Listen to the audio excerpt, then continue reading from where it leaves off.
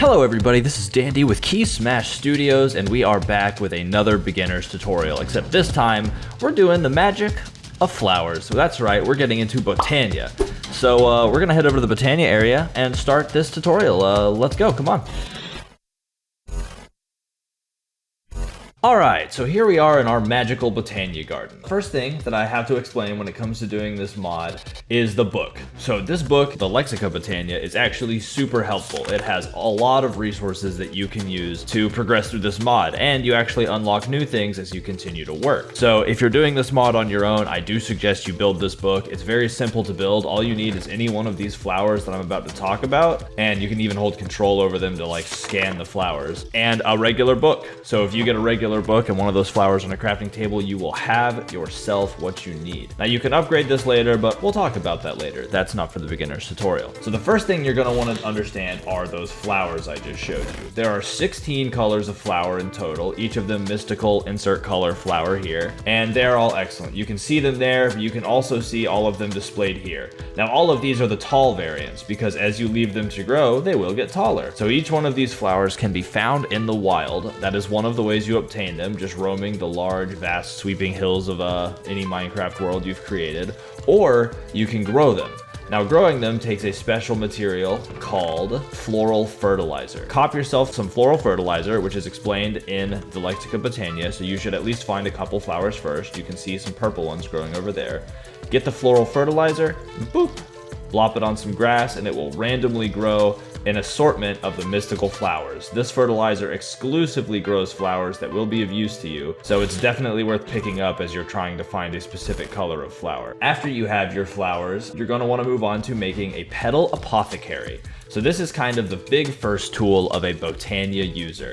This bad boy right here is going to help you get your flowers started. So to make a Petal Apothecary, you're going to need a couple things. The first batch of things you're going to need is cobblestone and a mystical white petal. Any petal will work. I have a mystical white petal here to start off. So we're going to take the cobblestone and the slabs and this petal and go into our crafting bench. So it's 1, 2, 3, 4 cobblestone, 1, 2 slabs, and 1 flower, and you will have your very own Petal Apothecary. So what you can do with these is place it down and use this to craft all sorts of things. One of the first things you're going to want to craft though is called a pure daisy. That's this little flower right here. Now I have a whole heaping batch of pure daisies right here that I concocted earlier, we'll say, but I want to show you how to make your own. So what a pure daisy does is it actually allows you to grow living wood and living rock. These are two essential resources for all of Botania, and you want to get this started right away. To craft it, all you need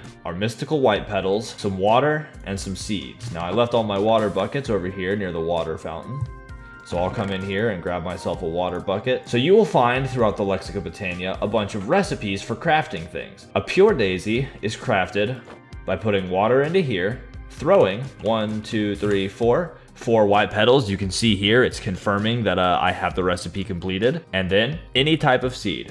Boom. With that flash, we now have our very own pure daisy. So what does a pure daisy do? Well, I already told you that it allows you to grow living rock and living wood. So to make those two materials, you're going to have to get your pure daisy, fetch some stone and some oak logs, specifically logs, and then lay them out. So here, we'll come over here into this area, and we're gonna put down a pure daisy right in the middle. And from this pure daisy, we'll put 1, 2, 3, 4, 1, 2, 3, 4. And it's going to start converting these into living rock and living wood. You can tell that it's working by all of the little white particles emitting off of them. That's the magic happening. So we'll come back and look at that later. The next thing to move on to is the creation of a wand. Once you have some living wood, you're going to want to get yourself a wand set up. It's another beginner's tool. So once you get living wood like this, you can take it, turn it into planks, turn those planks into sticks or twigs. They're essentially the same thing as a regular stick or twig. So you're going to take some of these and some flower petals. I have brown and red of all kinds, and go to a crafting bench and take your sticks or your twigs, which are the same as sticks, put them across 3 diagonally, and then put any combination of flowers here. You can see that here it has red, brown, and green, but I could change that out for a white and it changes that one to white. So whatever, you can customize the color depending on what flower petals you have. And now that you have your wand, you can start working with mana manipulation. Now for mana manipulation, you need two things. You're going to need these mana pools and any type of working flower. Now these ones aren't exactly mana creators, or at least not all of them, but I'll show you some mana creators here in a minute. What these mana pools do is they allow you to store gathered mana from flowers or from other things in the world. There's a few options, but we're sticking to flowers today.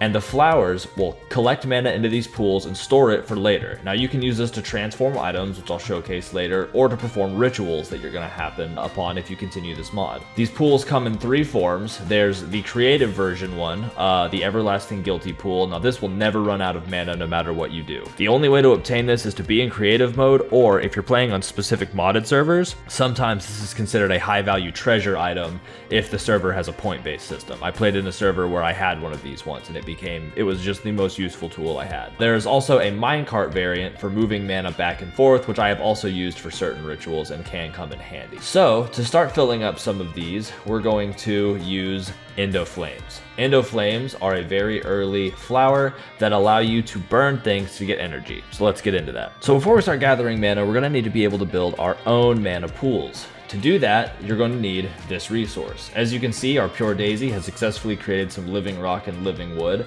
but we're going to go to the amount that I have stored away from earlier work. So you'll take the living rock that you have, go to a crafting bench, and just make a bathtub. 1, 2, 3, 4, 5. And there you'll have your very first mana pool. Very simple, very easy, and all you need is the 5 living rock that you can create with just stone and one of these flowers. So now that we have a mana pool, I'm going to come over to these Endoflames. As I explained earlier, these Endoflames are an early game flower used to create energy. I'm going to demonstrate that and then tell you how to make them. So to create the energy, the first thing you're going to want to do is take your wand and check to make sure it's binding. So because I put this directly in front of it, you can see it's already binding. But I'll go ahead and shift click and double check that they are bound. So this thing is bound to the mana pool. It says so. You can tell, you can even see it's tilted a little bit.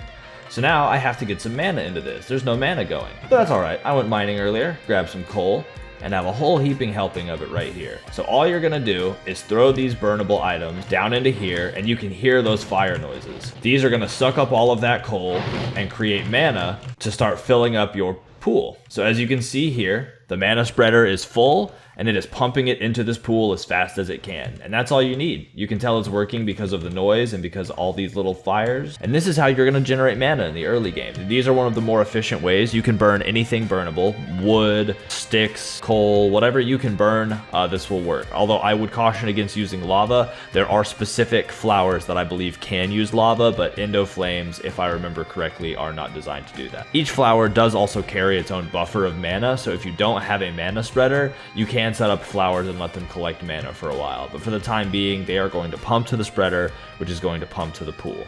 So now that we have all of these flowers going, I think it's important to know how to make an Endoflame. We'll explain how to make that for the sake of showing off beginning flower creation. So what you're going to need is 3 different colors of petal, and this is how you make most flowers. It's a combination of petals and runes, but runes we'll get into later. For this particular flower, you're going to need brown petals, red petals, and gray petals, and a bucket of water. Just like we made the lily, it'll take a combination of 4 petals and some water. So I will go ahead and fill up my bucket right here, and we will get to crafting this flower. Delicious bell pepper. So I'm going to take all of these petals, put them on my hotbar because you have to specifically throw them in. I'll fill this with water, and I believe it is 2 brown, 1 red, and 1 gray. Indeed it is. So once you see that confirmation, you throw in your 1 seed by hitting Q, and boom, you have your very own Endoflame. Now you're ready to start producing mana, so long as you have all of the petals to create those flowers. Now that we are creating mana and storing it, I think I should show you 2 more things: how to create the mana spreader and what you can do with the mana. So creating the mana spreader is very simple. You're gonna use kind of the opposite of what you use for the mana pools. We have living rock for the pools and living wood for the spreaders. So you're gonna take some gold, your living wood, and any flower petal to make. So it's a total of 6 living wood, 3 on top, 3 on bottom, like a tasty little sandwich. Put your gold right at the end there and a flower petal, and you will have your very own mana spreader. A bona fide mana spreading machine. Boop. Look at it with its cool little spinning gold eyeball thing. Either way, Now that you have that done, the last thing you can do is infuse items and make yourself a rune table, and that will push you to the edge of the beginner's circuit. So to make a runic altar, you're going to need 6 living rock and a mana infused diamond. And I could just make one with what I have here, but what's the fun in that when I can show y'all? So since we haven't had time to collect a ton of mana, I figure I'm going to use my everlasting guilty pool, because I'm guilty of being a lazy boy. And you can see here, it approves that I have enough mana to transform this item. So you're going to put the diamond in by throwing it with Q, boop, and it'll pop and give you back your mana diamond. From there, all you're gonna do is head over to a crafting bench, use 5 living stone and a mana diamond, and you have a runic altar. The runic altar is the last step before you're truly getting into the depths of the Botania mod. The runic altar can be used to create all kinds of runes using a combination of mana and various flower petals and various elements to create runes that you use for opening portals to other worlds and creating living armor that helps you in combat in all kinds of ways. It's truly a magnificent table. But that's the end of the beginner tutorial. You've seen everything you need to get started, and using the Lexica Botania, you very much can continue past this. You will be able to create all kinds of amazing flowers.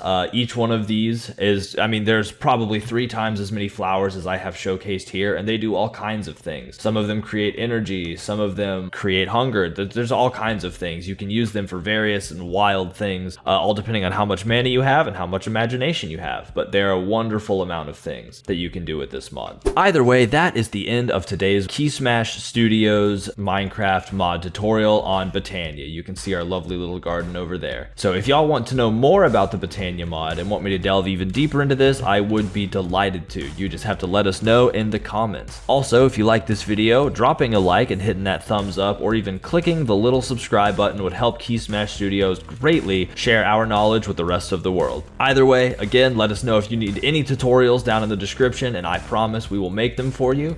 Other than that, have a super splendid day. Bye-bye, friends!